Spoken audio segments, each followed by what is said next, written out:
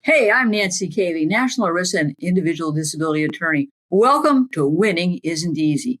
Before we get started, I've got to give you a legal disclaimer. This podcast isn't legal advice. The Florida Bar Association says I've got to say that, so I've said it.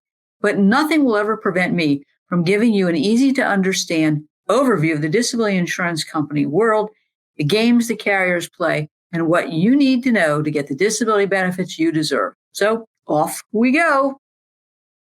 Disability carriers will do about anything to deny a claim, even a legitimate claim. Now, they're going to play dirty, and one of the games and tricks they use is what I call the sedentary employment game.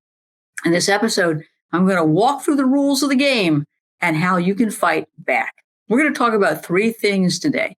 One, understand how the terms occupation and sedentary are meaningful. Two, has your disability insurance company denied your claim on the basis that you can sit all day and do a sedentary occupation?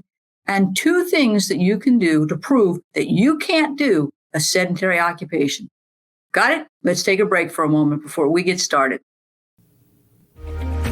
Have you been robbed of your peace of mind from your disability insurance carrier? You owe it to yourself to get a copy of Robbed of Your Peace of Mind, which provides you with everything you need to know about the long-term disability claim process. Request your free copy of the book at caveylaw.com today. Welcome back to Winning Isn't Easy. Ready to get started? Let's first talk about the terms occupation and sedentary and why they're meaningful in your disability claim. Now, I'm going to set the stage here. When you are transitioning from own occupation to any occupation, there are lots of games that are going to be played.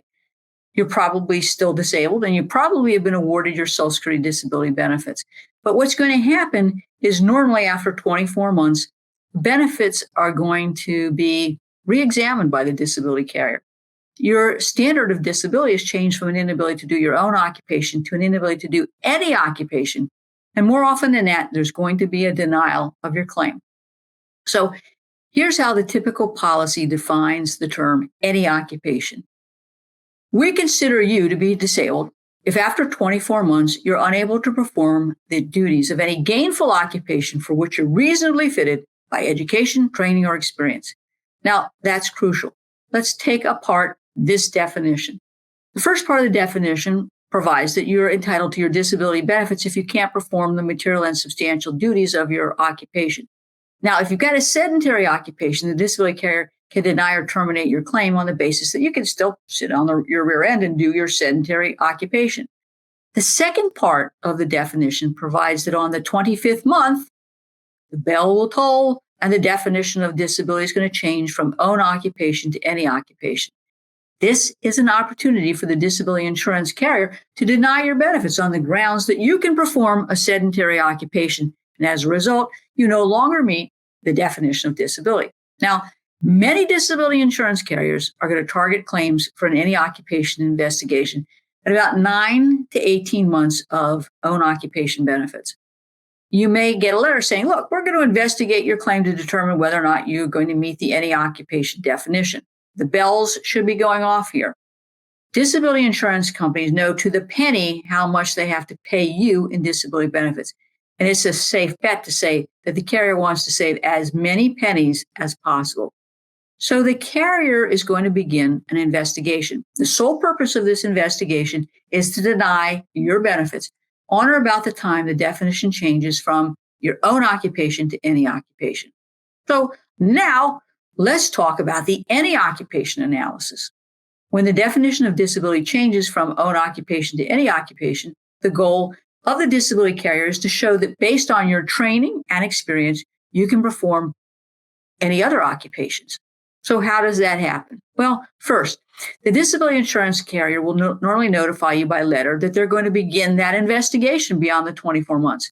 The letter is going to quote from the policy's definition of disability and remind you that there's a change now from own occupation to any occupation. Again, bells should be going off, and it's time for you to hire an experienced ERISA disability attorney because your benefits are at risk. Next, you probably are going to get a letter in the mail from them asking you to provide updated medical information and complete what's called a training, education, and experience form. It's called a TE&E form.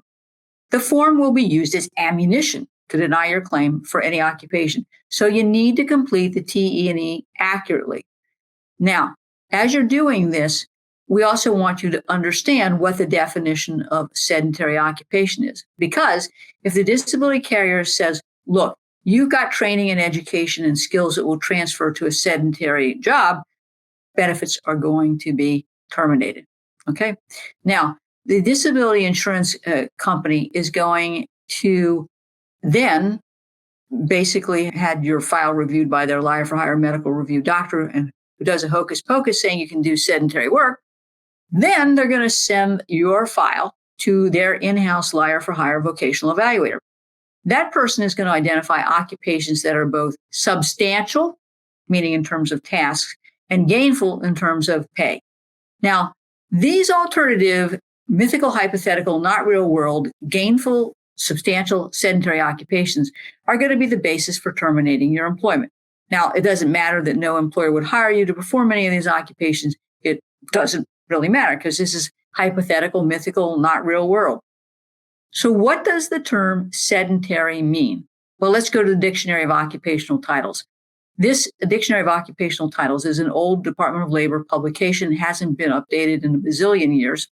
But this is the definition that is commonly accepted by disability carriers and courts.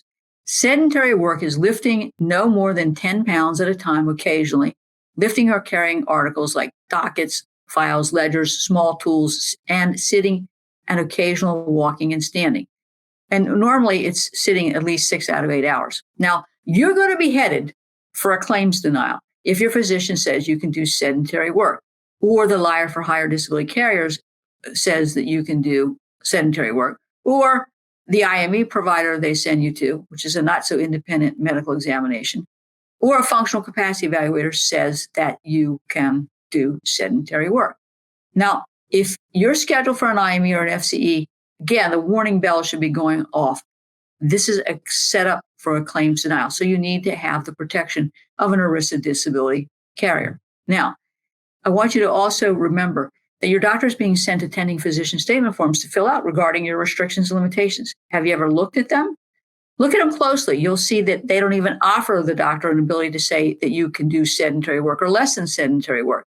They don't ask the right questions because they don't want to know the right answer. So communication with your doctor is key.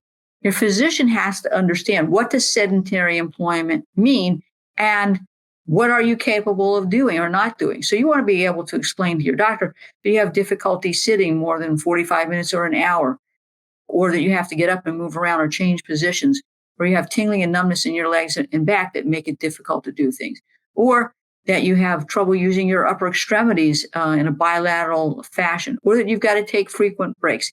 Anything that will erode your ability to do sedentary work is something you need to be talking to your doctor about. If the APS form doesn't ask the right questions, I supplement the APS form with an applicable Social Security disability claim. What?